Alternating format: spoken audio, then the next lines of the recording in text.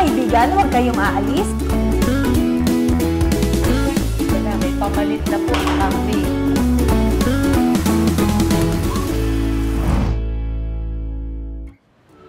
Isang mapagpalang araw po sa ating mga tagapanood ngayong umaga. Okay. At ngayong araw na ito, no? Ngayon, dadako na naman tayo sa panibago nating recipe na lulutuin. Ayan, excited na naman tayo sa ating, of course, KKK. Ang kasarapan at kabutihan ng kabute. Oh, ano ba yung kasarapan natin ngayon, Desa? Ang kasarapan natin ngayon ay ang veggie fish and chips na may kasamang apple juice. Wow! Okay.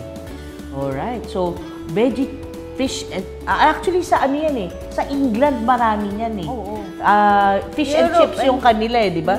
Sa Europe yan. Nag-fish and chips America. sila. Oo. Pero, tapos, itong veggie fish and chips natin, marami yung kabutihan din, no?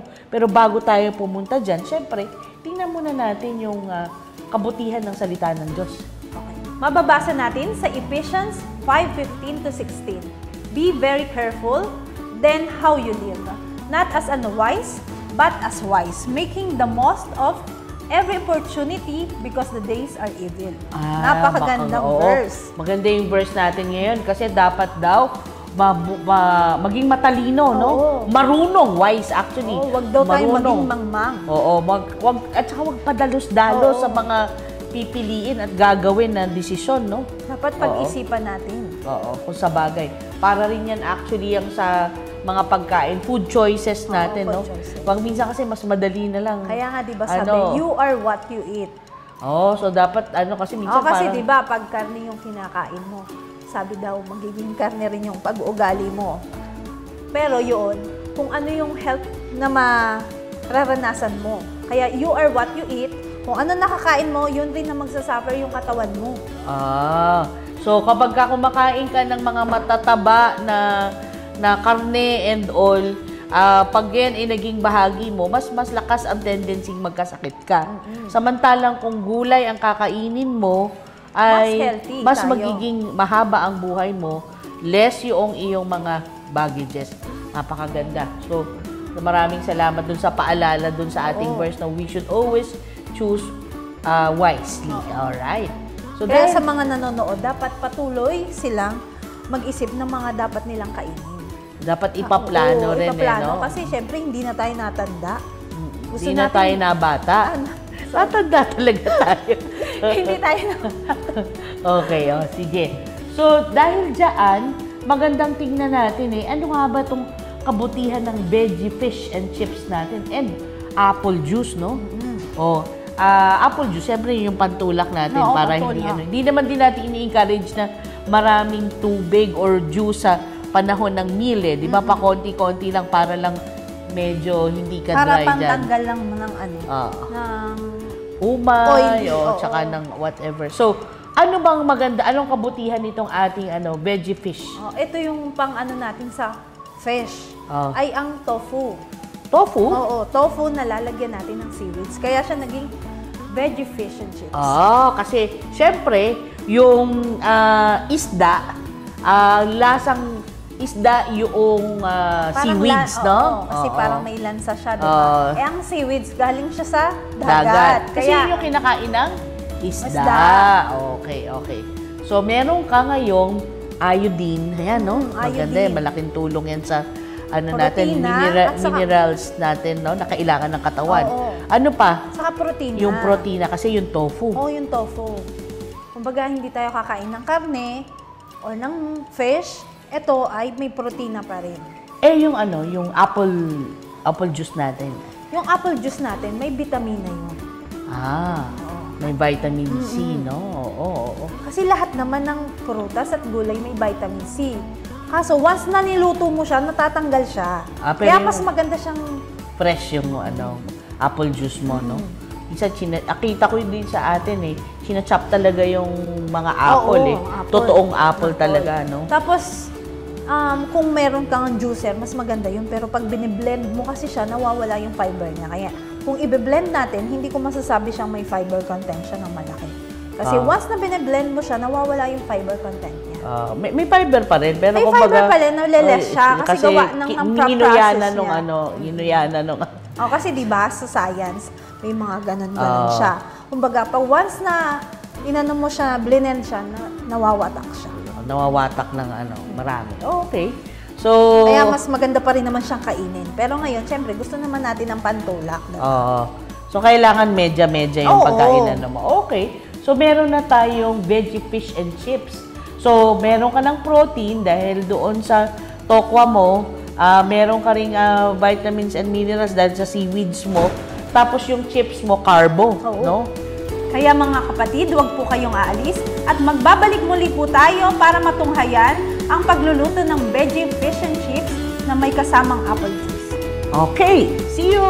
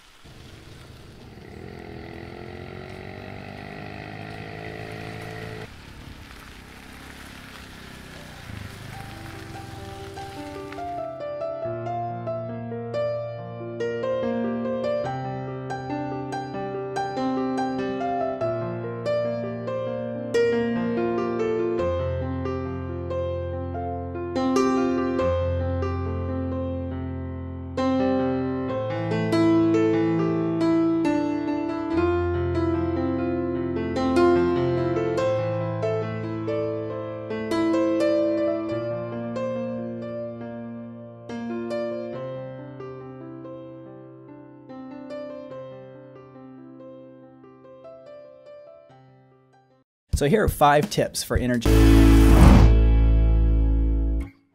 Masayang pagbabalik sa ating mga tagapanood ngayon, no? Buti bumalik kayo kasi talagang ngayon maantabayan na naman natin isda, vegetarian isda. And of course, chips, no?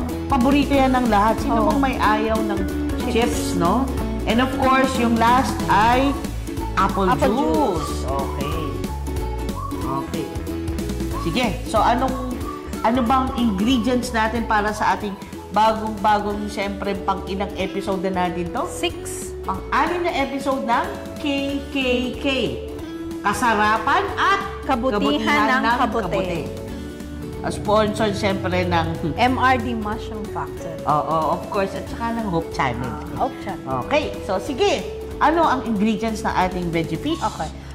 Umano muna tayo sa chips. Ang gagamitin nating chips is yung potato, homemade potato. Wow. Tapos, yung manipis mushroom pa rin. Talaga. Ay, naku, oo, manipis. Okay. Para talaga siyang chips. Alright. Tapos yung mushroom pa rin. Crispy mushroom. Tapos yung veggie fish natin dito ay ang tofu. Tofu, Tapos, seaweeds. Seaweeds. Ano ba? Alam mo ba, ang health benefit, ang kabutihan ng seaweeds ay very rich in iodine, no? Oo, iodine. Yan yung tutulong na mag-regulate ng ating metabolism. So, napakahalagang function niya actually. Maganda rin siya sa ating sa katawan ang seaweeds. So, I think yung ibang country talagang very staple sa kanilang seaweeds like Korea o 'di ba? China, kahit saan pa. At saka yan, may vitamin B12 yan. So Kasi galing ano siya sa dagat, 'di ba? Ang sinasabi nila, isang kulang na vitamin ng mga vegetarian ay B12. Pero yan pala ay merong B12. Okay, ikaw ang nutritionist. ikaw ang nakakaalam nun. So, mga tagapanood, napanood nyo. Sinabi sa atin ng ating dietitian. So, ano ngayon yung gagawin natin? Okay. Paano ba natin gagawin yan? Okay, gawin muna natin ay, ito muna, unahin na natin muna yung mga chips niya bago yung huli niya. Okay. Huli yung veggie fish natin. Unahin muna uli natin yung mushroom. Diba? Mushroom. Mushroom. Tapos? Tapos titimplahan uli natin siya ng salt, pepper. Parang crispy Yun. mushroom Oo, ulit. parang crispy mushroom lang. Yan. Para habang ano natin siya. Salt and pepper, yan. Yan. Tapos Ano yan? konting- Harina. Okay. Tapos, Ano yung dalawang klaseng harina mo? ay ano to yan ate? Yan yung merong powder na garlic powder. Garlic powder. Oo. At saka yung onion. Oo. Tapos itong isa, Harina talaga harina siya. talaga. Okay. Yan na. So, mahalaga pala yung garlic and onion powder, no? Oo. Yun kasi yung pampalasa natin. Yung minix na dalawang yan. Okay. Tapos, lagay na natin siya dito. Wow. Tapos yung itong chips potato natin. Pwedeng dun sa pinag-anuhan, ganun din. Kasi para gagamitin din natin to sa pag-ano ng veggie fish natin eh. Kaya unahin muna natin tong. Kasi alam ko yung ano na yan. Sa England, yan yung pinakakilala. Oo. Staple sa kanila yung isda at saka tawag dyan, chips. Chips. Pero yung French chips nila fries, doon, mga ganun. yung chips nila doon, yung makakapal na ganun yung cut. Tapos, yun nga, isda. Ito kasi cut ko dito yung maninipis lang talaga. Oo, yan naman yung uso dito sa Para atin.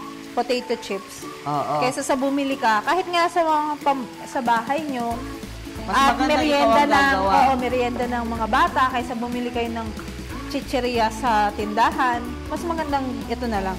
Oo. Pero, pinsan, ang sabi nga nila, sinaalala ko lagi, ang aking ina, laging sinasabi na, masyado ngayong prito-prito. Pwede naman daw yun. Oo, pwede ano naman daw yun. yung alternative pa sa prito? Yung tinatawag na yung Air fry. Air fry. Ayun, Oo. ginagamit ko rin yun eh. Pag Nag-air fry ka rin minsan. Oo. Kaya lang, hindi naman lahat ang Pinoy ay may air fryer. Kaya no? nga.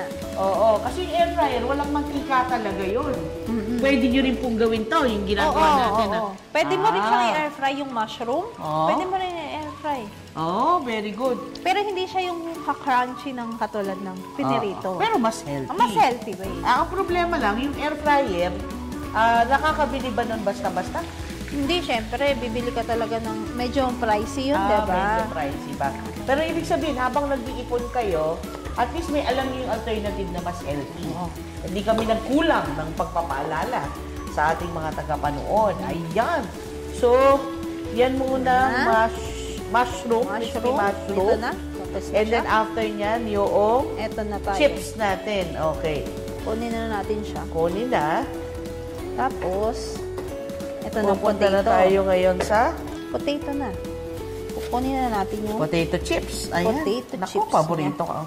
Potato chips. At mas gusto ko yung sariling gawa. Ako rin eh. Ako yung rin homemade. actually. Oo. Kasi para siyang malutong na malutong din yan. Pag hayaan natin siya dyan, haba tayo nagawa ng ano natin. Ng iba pa nung... Ng ating veggie fish. Oo, veggie fish. Oo. Kasi hayaan natin siyang sobrang lutong. Okay. Para ng chips talaga. Okay. Okay. Oh. Okay. Sige. Eto So, paano na. gagawin yung isda-isda natin? Yung isda natin, ganito lang yung gagawin. Gumawa muna tayo ng ano, yung dito, ng, para may lasa na siya. Okay. Yung tokwa. Tokwa o Yung tofu. tokwa bang yan? Kahit saan-saan lang nabibili? Oo, pwede naman. Talaga? Oo. Pero anong tip mo? Kasi ibang tokwa maasim eh. Mas ano ko sa ano eh, yung May gawa suki ng- ka ba? Oo, may suki sa AUP. Wow. Ganda yun. Nagpo-promote tayo ng We Love Oo, Our sa AUP o kaya sa Mamsi. Meron silang mga... Meron silang Kasi yung mga tagagawa ng tokwa na sanay na. Kasi Oo. minsan yung sa palengke kasi hindi naman lahat, no? Pero yung iba ay yun nga medyo umaasin. So, mas maganda pala kung yung sa AUP kasi mas regulated. Oo, mas regulated siya. Tapos ayan. So, yung tokwa, nilagyan mo ng pepper, paminta, at saka yeah. konting harina, yung ano Oo. doon. Tapos Lalagyan saka mo mo siya siya ng seaweeds. Seaweed. seaweeds. So, yung seaweeds na yan, ano yun, nabibili yan ng pake-pakete, pinsan? Oo. Bibili ka lang sa Korean store. Korean store, hindi pwede Chinese store. Sa Chinese ba? Merong ganito. Meron din naman. Pero mas sige, legit. mas usual kasi yung Korean sa Korean. store. Okay. Okay. So, Ilagay lang irorolyo yan. mo lang. Irorolyo, tapos may gagawin tayo dyan. Irorolyo. May gagawin tayo dyan. Yes. Sige, abangan natin ha. Para maging crispy talaga siyang fish and chips. Iyan ba nabibili rin sa MRD? Ha? O hindi? Wala pa Oo, tayo meron yan. tayo nito. Meron na tayo. Oo. Yan. Tapos yung klase ng seaweeds niya, yan yung, ano to? Hindi siya roasted na ano. Yung Hindi luto. roasted, Oo. yung ano lang siya. Yung plain lang siya. Plain na hindi roasted pa. Yun pa yung ginagamit doon sa mga sashimi. Oo, yan. Ito yun. Yung pinambabalot ng Oo, kanin. ito yung pinagbabalot. Sushi. Pang ayun, sushi. oo. Yan. Oo. So yan, Tapos, ipabalutin lang yung oo. tokwa. Kaloy natin to. Babalutin ang tokwa. Yan, nabalot na. Pag Tapos, nabalot na ang tokwa, dito sa bowl na ginamitan, lalagay natin ng konting tubig. lagyan ng konting tubig. Yan. Okay. Tapos, yung yung bawang at saka sibuyas. na Tapos, konting konting salt, asin, konting pepper, tapos Okay. harina na. harina. Alright. Tapos, para siyang maging butter natin siya. Butter. B-A-T-T-E-R. Oo. Okay. Kasi para ma-coat siya. Para coated tong ano mo, isda. Para siyang yung fish and chips talaga na parang fish fillet. Yan. Ganyan na siya. Okay. Sunod nito, lagay na natin, plate na natin tong crispy natin, yung chips. Lalagyan ng ganyan. Tapos, kunin na natin tong potato. Wow! Uy, Hindi ba? Crispy siya. Oo. Ganda, oh. Para na siya ng mga potato chips na nabibili sa mga tindahan. Yun may preservative. Ito wala. Walang preservative yung sa atin. Oo. Tapos yan, i-coat na lang natin siya. Ah. Masama siya. Yan. Pag na-coat mo na siya, coat na, saka malagay siya sa Saka bowl. ito. Para na siyang fish. Ayos ah. Magiging golden brown. Hintayin natin siya maging golden brown. Parang yung ano nga yung tawag doon sa binibili lagi na dory yung ipinapang ano. Ay, oo, yung Fish fillet. Fish fillet. Oh. Parang- Kaso hindi pwede tayo ng yung mga Adventist hindi kumakain ng dory eh. Oo, hindi. Bawal yun eh. Kasi wala silang scales and Yes. fins. Pero ito, Eto, pwede. magandang alternative, no? Oo, kasi ano to Sigurado mo pang pwede tayo niyan, no? At saka healthy. Oo. Healthy, no? Yes. Tokwa. Mm-mm. Tokwa at saka seaweeds. Again, magandang nagre-regulate ang seaweeds ng ating Sa katawan mga natin. hormones, ganyan. Metabolism also. Oo, it's good. Nakakain for ka the na ba ng metabolism. fish? Ha? Nakakain ka na ba ng fish before? Yan Para ang- malaman mo yung difference niya. Yung huli kong give up nagbang vegetarian, yung isda. Isda. Okay. Oo. Para malaman mo yung difference niya. Okay. Kung may Kung anong difference niya. Saka kung Kasi ba yun siya, din pareho yung ano ba? ko eh, pagka may fish na gusto mo, lalagyan mo lang talaga ng seaweeds. Oh, Kasi diba? yung Tingnan mo, seaweeds, crunchy niya. Oo. Nako. Buti na lang nag-break kanina. Ayan. Sige. Tingnan muna natin maging golden brown yung Yes. isa. Oo. Ayos, ang bilis ah. Tapos, lagyan lang natin to ng ketchup. Ketchup para pang ano. Para sa usawa Pang-alis. natin. Di ba? Dapat Parang sa fish. Thousand Island dressing. Oo, kasi, di ba sa fish and chips, lagi may ano siya, sa usawan. Oh. Haluin ba to? Hindi na. Kasi may iba gusto, ano lang. Ayan no, tingnan mo ate. Okay. So, hintayin lang natin maging golden brown, no? Oo. Hintayin lang Ito. natin maging, nakikita niyo ba mga tagapanood natin? Meron na tayong veggie fish na naruroon, Simpleng-simple, ang dali, no? Kala ko naman napaka-komplikadong huhulihin pa natin sa dagat. Hindi na pala. Hindi na. Oo. Habang hiintay natin nun, gawa tayo ng juice natin. Okay. Ang ingredients naman natin sa apple juice ay apple pa rin, at saka water, at saka honey. Pag gusto mo ng medyo sweet, lagyan lang natin ng honey.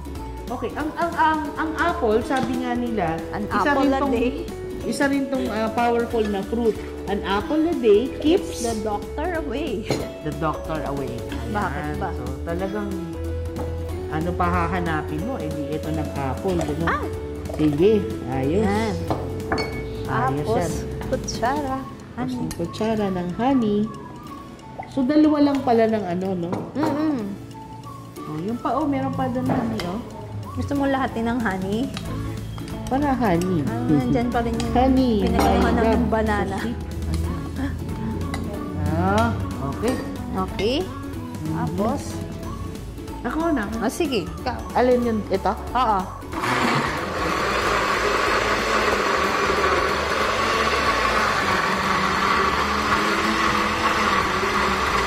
Actually, kasi malaki yung difference ng pagkakaiba ng pagpindot mo at pagpindot ko. Alam mo kung ano? Ano? Parang nagawa naman ako.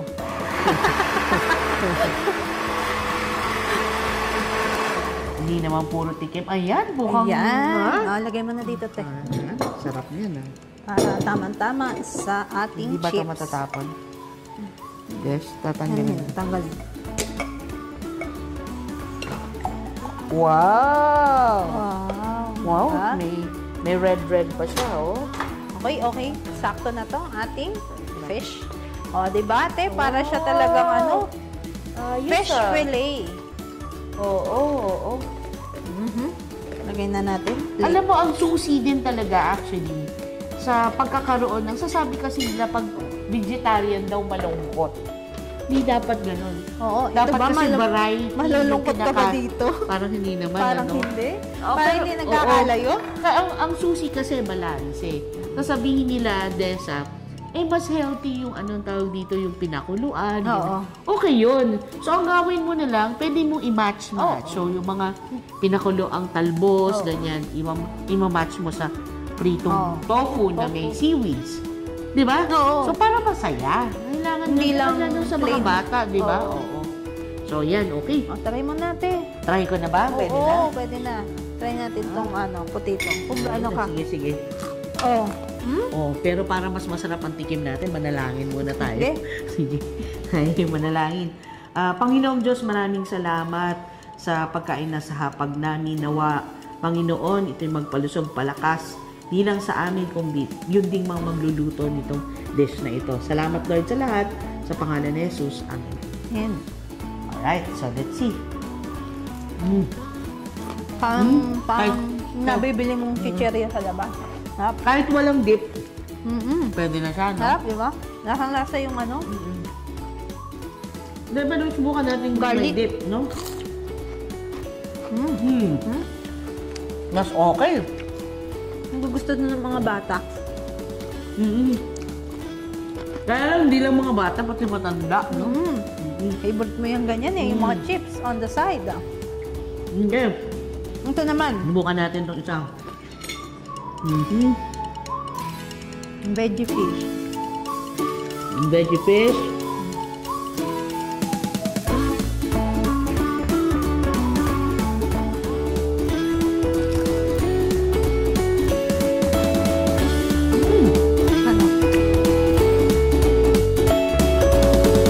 Naramdam ko yung init, pinsan. Ang sarap. Ang sarap siya, para siyang isda talaga, no? Kasi gawa ng seaweeds. Pero masarap kainin to, yung bagong luto talaga. I suggest pag nilagay ko dun sa gilid to para sa ating sumimple na sila, no? Kasi mas masarap to ng bagong luto. Para siyang yung bang pritong isda na bagong Oo.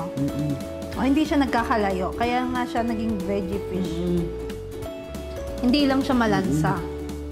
So kasi nga, Seaweeds lang. Seaweeds. O yan na, hindi yan double dip na may nilaw. Yung kabilang side naman, para pwede. Okay, so, Harap. Yan mga nanonood sa atin, wag na wag po kayong mawawala. Oo. Bakit punta natin dito kahit mapaso-paso tayo masarap ang kain na natin. Saka, try talaga nila yan. Kasi magugustuhan ng mga anak nila yan eh. Good choice to. Kesa sa mga chicheria na ibibigay mo. Maraming bensin, marami ano. Ito hindi, yun lang siya. Yun lang. Tapos try mo tong juice mo. Kung ano. Napansin mo marami pa ng fiber.